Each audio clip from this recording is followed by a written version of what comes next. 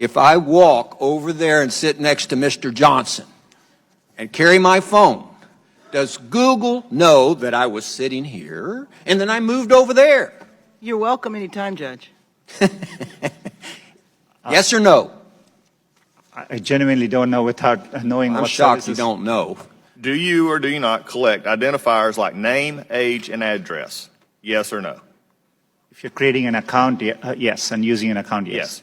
Device identifiers like IP address or IMEI? Depending on the situation, we could be collecting it, yes. Specific search histories when person types something into a search bar?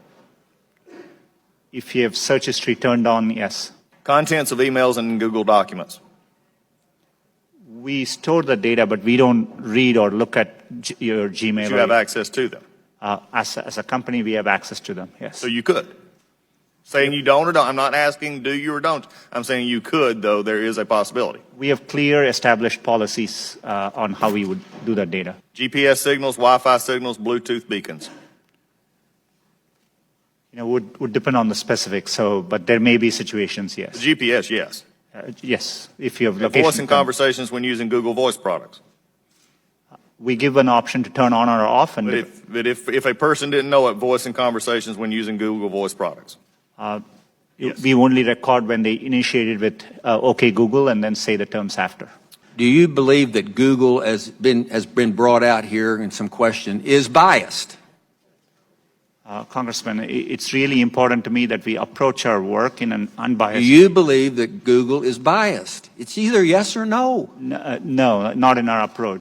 Why, number one, does Google need all this information? We can answer that in the fact that 86% of your revenue comes from advertising, so we know you manipulate the data in some ways. However, can you explain what you do to minimize this data, which is generally an accepted standard practice among those who collect data? Our goal is, but we are providing, for example, if we are providing you a service like Gmail, which we have done for 15 years, that data, we need to store it for our users, so they expect us to. So we are trying hard to match users' expectations. We don't need, our data for advertising, as I said earlier, most of it comes from just the keywords you type. And so, we need minimal data to do advertising. We give you options to turn ads personalization off.